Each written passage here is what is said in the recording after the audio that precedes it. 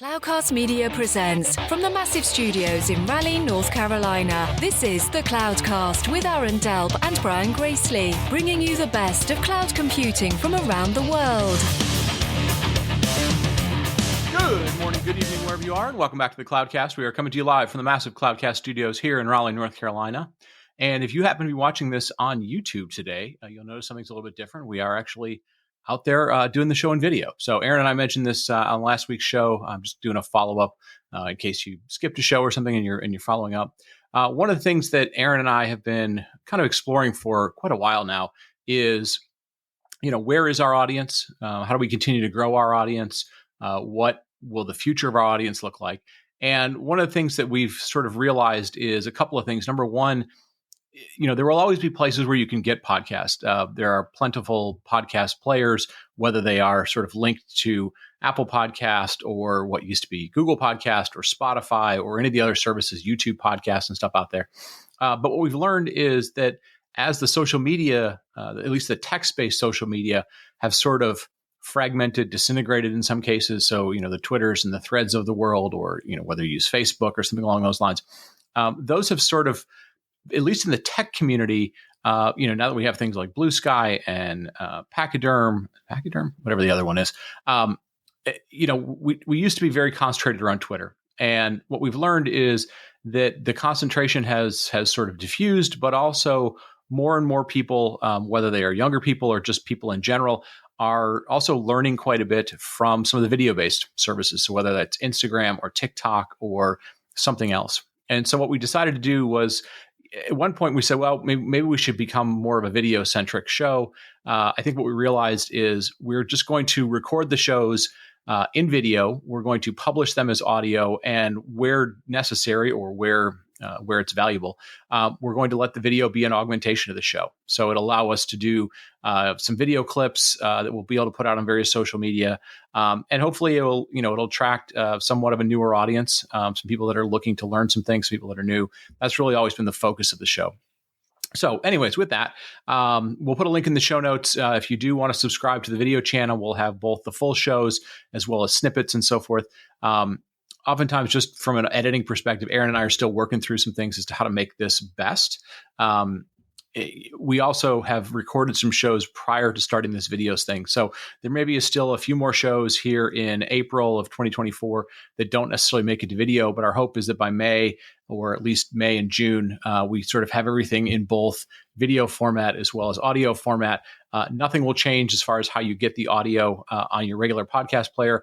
Our hope is that some of the new tools that we're using as part of this will actually make the audio quality better. They are some pretty interesting things, especially when you haven't necessarily updated your tools in quite a while, or we haven't updated our tools. So anyways, with that, today's Sunday perspective. Oh, one other thing. The other thing we've been looking at is how frequently the shows come out. And we still think there's value in the twice a week show. But we do find that the Sunday show seems a little bit close to the Wednesday show. Maybe there's a little more room that people have as far as, do they listen to the Sunday show as more of a weekend thing, and the Wednesday show is more of a, during work type of thing. So we'll likely be moving the Sunday show to Saturday. So they will move from being Sunday perspectives to Saturday perspectives. Nothing else about that will change. But over the next couple of weeks, I'll likely be moving the Sunday show to Saturday. So, all right, with that, let's get to today's show. So a couple of weeks ago, I published a show that was 5 things that if you are thinking about doing AI, that you probably needed to have done well in cloud, or that you're probably going to need to upskill your cloud skills in order to be successful in AI. And we got a lot of good feedback about that. We got a lot of good uptake in terms of listens and so forth. And it got me thinking, how much of what we learned from especially the early adoption, from sort of the early adoption to sort of later or sort of middle adoption of cloud, do we think is possibly going to follow similar patterns for AI? And I'm specifically interested in what that will look like for the enterprise, because what we saw in terms of early cloud adoption, was a certain amount of shadow IT, but it was also a lot of startups. And again, the times were a little bit different in terms of how easy it was to get VC funding. But I kind of wanted to go back and take a look at, what were the patterns that we saw in terms of enterprise cloud adoption? What drove it? What necessitated it? What drove it? Maybe for good reasons and bad reasons. What have been some of the sort of downsides, if you will, of how it was adopted. And again, I'm not trying to place a, kind of a tag on the technology, but just what did we see good and bad? And do we think any of those patterns or variations of those patterns will continue as we start to look at AI adoption? So we're going to do that after the break. And we're back. And as I mentioned at the top of the show, we're going to dig into, will there be, or do we expect there to be any similarities in the patterns of adoption, whether those are technology patterns or whether those are sort of organizational patterns or whether just sort of at an individual level, we'll see certain patterns emerge that follow how cloud was adopted from an enterprise perspective to how AI will be adopted from an enterprise perspective. So, what do we think will likely sort of be a similar pattern? Where do we expect to be, big divergence? Where is there a lot of unknown about what's going to happen? And so I thought what I would do is sort of dig into that today. Because again, like I mentioned, the top of the show, we had done a show about kind of the connectivity between, if you want to do AI well, you have to do certain previous cloud things well. And that got quite a bit of listens and sort of feedback from people. And so I thought this might be a good follow-up. All right. So, if we think about how enterprise cloud was adopted, and I'm not trying to sort of frame this as sort of like enterprise technology of cloud, but how the enterprises kind of adopted cloud as it came out. And the thing to remember is when cloud first came out, a lot of the framing of it, and again, a lot of this was from AWS because they really were one of the kind of the first ones to really, A, be successful with cloud, but B, begin to really tap into a set of concerns that the enterprise had or people that were using enterprise IT in which, what the cloud provided was very appealing, right? So the patterns we tended to see was frustration with central IT, often cases. That led to what we often called shadow IT. So the idea that, I wanted certain things in order for me to build an application, or a line of business wanted to try some things. Maybe they wanted to experiment. Maybe they had a new idea that was going to take scale that was bigger than typical enterprise IT could do from a purchasing of hardware perspective or scaling out the technology. So there was a whole bunch of different types of use cases. In some cases, they were high scalability. In some cases, they were short-term projects. Some cases, they were experimentation. But in essence, a lot of it was very much, technologists within an organization at an enterprise, if you will, who were frustrated they couldn't get the things done that they needed to get done, not just because they felt like playing with the technology, but because the business needed it. And they, in essence, began to adopt cloud as initially sort of shadow IT, right? So we're going to kind of go around the rules that our central IT organization have. Eventually, as some of that became successful, you would see entire lines of business say, we're going to kind of, diverge from centralized IT.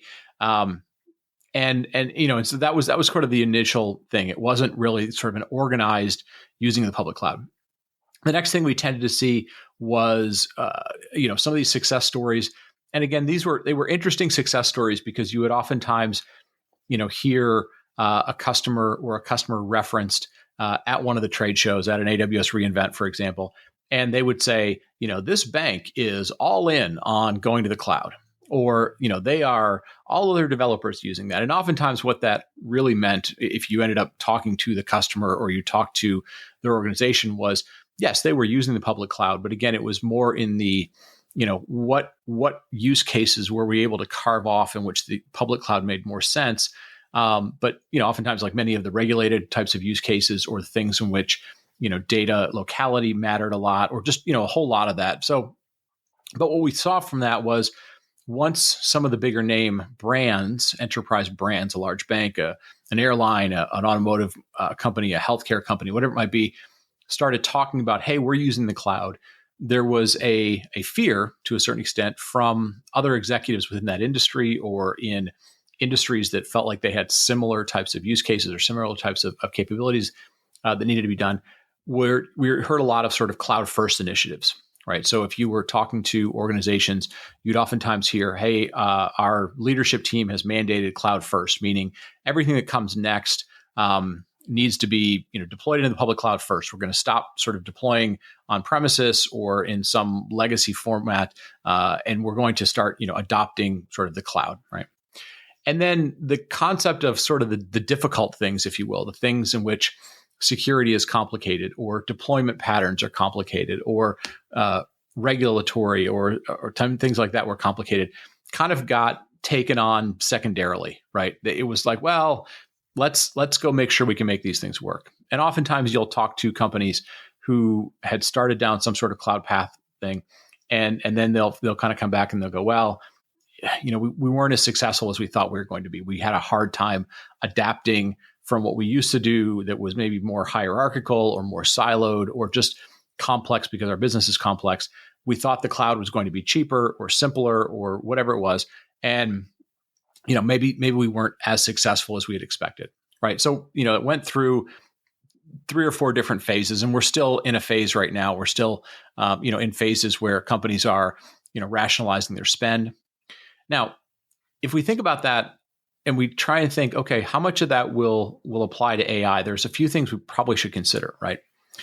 When we're doing cloud, so let's say we're migrating something from on-prem into the public cloud, we really were kind of, from an economics perspective, we were talking about CPU to CPU types of applications. So I want to migrate a bunch of applications running on Windows into the cloud. Maybe we're trying to reduce our data center footprint, or we want to move some things into the cloud because they're going to be, they need the scale of the cloud. We want to be able to do auto scaling or whatever it might be. But the economics of it fundamentally were very much sort of CPU to CPU, right? We were running, Dell machines on premises, and now we're running EC2 instances or, Microsoft Azure instances or whatever it would be. And so from a compute cost perspective, you weren't talking about significantly different architectures, right? As we get into AI applications, whether we're, modernizing an application and adding some AI to it or building something brand new from scratch, we're first and foremost talking about very different compute architectures and very different economics of the compute architecture. So that will be an interesting thing to sort of watch, because I know even from talking to early adopter customers, they still are going through the thing that many companies did when they went to the cloud, which is developers kind of want their own toys. They want their own environments. They don't want to share things. They don't want to wait on things. And so, as we often saw in the cloud early days, you saw a lot of over provisioning. Give me the biggest instance possible. I'm going to hold on to it for as long as I possibly can.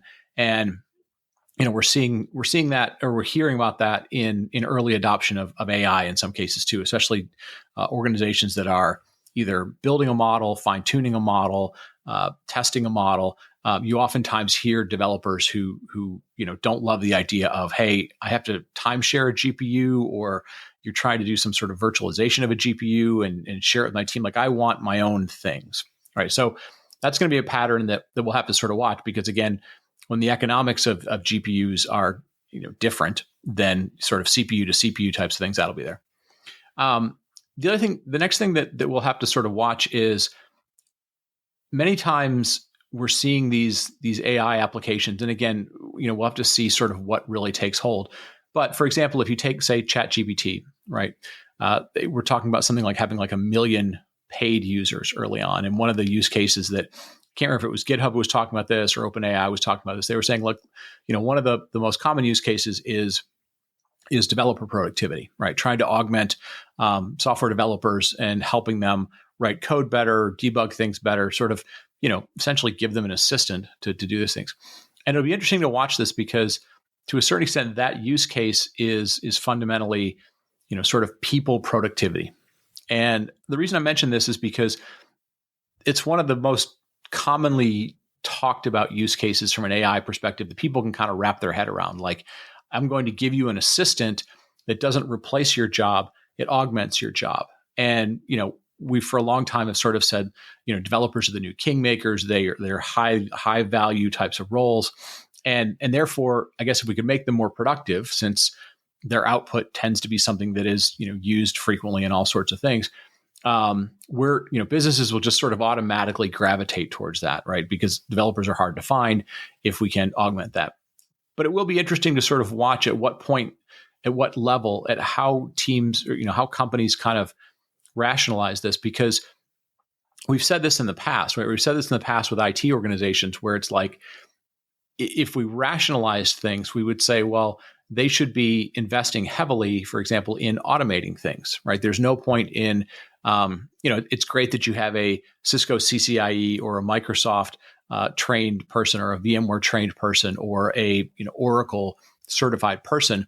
But do you want that person doing sort of all sorts of manual tasks? No. Your typical response would be, they have an important job. We want to make sure the network works or the databases are maintained, whatever it might be. But do I want them doing manual things? No, not necessarily, right? Like I would like them to focus on higher level value, right? Like that's always sort of the buzzword, higher level value. But yet, when we look at the automation market as a whole, people tend to kind of downplay the idea of like, well, do I really want to augment? Do I want to pay to augment those people, right? And I wonder if at some point we go, well, do we really want to pay to augment these developers? Shouldn't they come with a certain sets of skills, right? So it'll be interesting to see. And I'm not sort of trying to single out developers. What I'm trying to get at is there's a lot of talk about sort of human augmentation with AI. And again, whether it's call centers or whether it's developers or whether it's sales forecasting or whatever it might be, as a group of the IT people, the technology people have a tendency to not necessarily place a great deal of economic value on if you have somebody already hired to make them 20% more productive or 30%. We tend to sort of have this binary 1 or 0. Like, could you replace the person? Okay, then I might be willing to pay and invest in that. But if really I'm only augmenting the people, then I don't know that I'm willing to pay for that. I might look for some sort of free capability. And again, this is where it'll be interesting to see the companies that are targeting that sort of augmentation of stuff.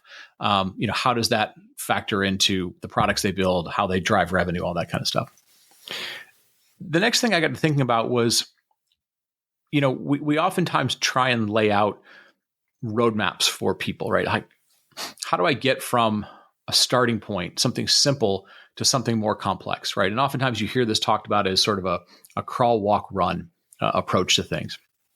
And, I think if we went back and looked, there probably were a lot of, sort of crawl, walk, runs for cloud. I know, I mentioned on a show a couple of weeks ago, the CNCF not only had their landscape, but they had this sort of trail map for, how would you get to cloud native? And it started off with, do containers and then do Kubernetes and, have a registry and all that sort of stuff. And I think what we find is, as an industry, we're very good at painting you a big picture of what's possible. When you get to scale, this is what the big picture will look like. And in some cases, we're very good at giving you a starting point. So, here's the lowest of hanging fruit. Just get started. It's one application on one machine, right? Where I think we struggle, and the reason we struggle for this is, if starting with one app on one machine or one AI model on one machine is crawl, and run is, you're going to have this company-wide system with self-service capabilities and catalogs that keep track of things for you, and it's got built-in monitoring and all that stuff. Like, people can rationalize what that looks like because they say, okay, that's what things look like at scale. You've got the right governance put in place.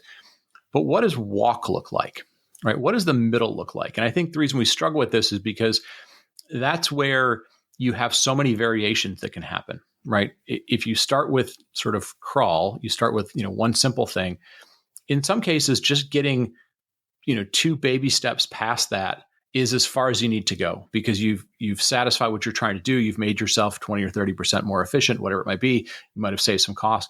For other instances, like you need to take 10 more steps, but you're really not doing it at scale. Maybe you're doing it for your department, right? And so I think what's going to be really interesting to watch is, do patterns emerge of not what crawl looks like, because I think there's lots of good examples of crawl. There's lots of starting points for things. I think we will see over time what run looks like, but I think we're going to see tons and tons of variants of what the things in the middle look like. And this is normal, right? It's not everybody needs to needs to go from being like, I went for a walk to, I hiked around some great mountain pass to I climbed, Mount Kilimanjaro. There's lots of variations of like, well, I enjoy going for a hike. I enjoy going for a hike that's mostly uphill. I enjoy going for a hike that's 1 mile versus 5 miles. I like going with friends. All those sort of variants, I think, will sort of be in between. And I think what's going to be really interesting is cloud never really allowed themselves to sort of fixate on what the middle was. It sort of came along and it said, we are going to, the cloud providers, for example, said, we're not going to tell you how to get there. We're just going to give you as many tools as possible. You can be a builder, right?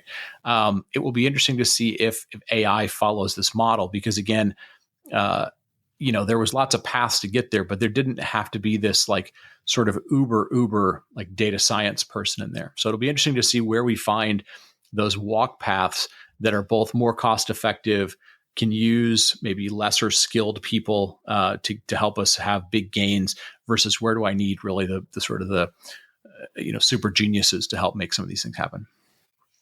Now that again goes along with how well AI use cases are going to be defined.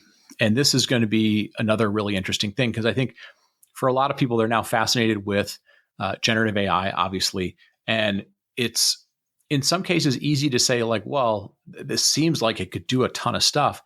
But if you really dive down into it, and you talk to people who live around the AI space, so much of what they'll talk about will be kind of well-defined predictive AI models, right? I want to forecast what might happen. I want to give a recommendation. I want to be able to do something like computer vision, to be able to look at a whole bunch of pictures or a car crash, or, if I'm an insurance company and I want to look at a car crash and determine what the cost is going to be. If I'm a, healthcare company, I want to sort of augment my people that do predictive modeling, right?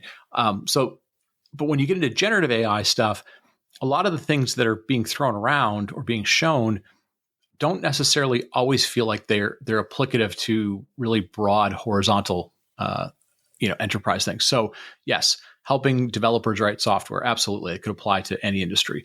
But being able to use a thing that creates video, is that going to apply much more towards the media industry than it will, maybe your social media team? Yeah, maybe. But again, is the impact that big of a deal? So I think it's going to be really interesting to see how quickly companies are able to, use experimentation to figure out their use cases, how much tolerance they're going to have for experimentation, in terms of, these experiments may not necessarily be cheap. They may be very expensive, depending on how well they understand things, how well they're willing to sort of go from crawl to run or crawl to walk and so forth. So I think it's going to be very interesting to sort of watch how those models, in terms of use cases to business value versus use cases for experimentation evolve. The next thing that is sort of on my list is more in the, I'll call it sort of negative territory that we have in terms of talking about AI. And it's really going to be, as individuals, as consumers, because we're not, most of the cases you can get a $50 account, a $10 account, you can get, 10 free pictures on, something like Stability AI or something. You're willing to spend a couple of hours and maybe a few dollars, a couple of cup coffees worth of time experimenting with stuff. And you put up with, most of it's right, maybe 5% of it's wrong, maybe you get a hallucination here or there, but you're not necessarily going to get sued if you get something wrong, right? That's most of the kind of consumery stuff. What's going to be interesting is what the tolerance will be for the enterprises for this expectation or kind of things that are built in, which is that level of hallucination that comes with generative AI, right? And we've seen some examples of this. There was an airline recently that got sued by somebody because of one of the answers from their chatbot was kind of incorrect. The city of New York recently had a problem where it had trained one of their models that had to do with real estate, and the answers that it was giving were actually telling people to break the law. So you're going to see instances like that. Those things will grab attention in the news and so forth, because there's, the news media may be looking to create a balance of like, really interesting stuff versus, hey, negativity or downsides that you should consider.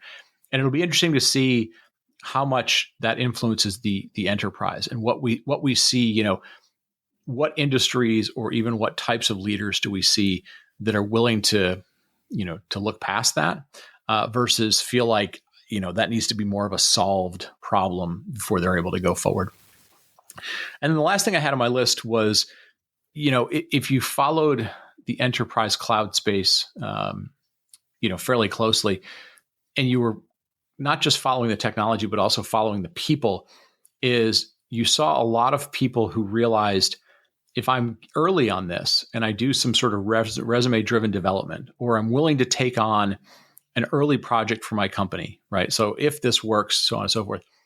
And I think they didn't do this with malintention, but they also realized, like, as they started working on these things, like, this is going to take more than a few weeks. This is going to take more than a few months. This is probably going to take a couple of years. And then what we saw a number of people who would bounce around from company to company, whether you were talking about the banking industry or the technology industry or wherever it might be, that never really completed projects, but they were always the first ones to raise their hand and say, let me lead the project. Let me get us started. And of course, as we've seen in the past, whether it was, the person who, led the SAP supply chain project in the past, or was the person that led the digitization project, digital transformation project. I think we're going to see people that raise their hand to drive the AI project, and it will be interesting to see, if the enterprise continues to sort of reward that as something that they're willing to give people budget to go play with and put up with a bunch of failures. Whether we'll see people that make small gains within an organization, do a few talks at conferences, and then we see them bounce around from organization to organization, sort of promising that they can bring that same sort of thing. That was a pattern that we saw quite a bit as the cloud emerged over a 6 or 8 year period. It'll be interesting to see if we see that emerge with AI as well. So anyways, just some things to think about. I didn't really dive into so much the technology. I wanted to think a little bit about some of the economics, some of the tolerance for innovation versus sort of failure and experimentation, some of the people, organizational types of things. But I'll be interested, I'd love to get your feedback on, what you're seeing at your organization in terms of, are there patterns about, how you talk about AI, how you begin to experiment with AI, how you begin to pick your use cases, which deployment patterns are working. Where are you in the crawl, walk, run stages? How does your organization talk about that? So would love to hear feedback from people about that. Would love to hear, actual examples, whether you want to shoot us a note at show@thecloudcast.net or, come on and be a guest at some point in time. I'd love to hear all that. So anyways, with that, I'll wrap it up. Thank you all for listening, whether you're listening on the podcast or whether you're listening in video format. If you get a chance and you like it, or you like the video format, or you want to give us feedback on some other stuff, again, always show@thecloudcast.net, or give us a rating on Spotify or Google or Apple or wherever you get your podcast. Love a 5-star rating, but also would love, kind of a review, and any sort of feedback always helps us make the show better. So with that, I'll wrap it up, and we will talk to you next week. Thank you for listening to The Cloudcast. Please visit thecloudcast.net to find more shows, show notes, videos, and everything social media.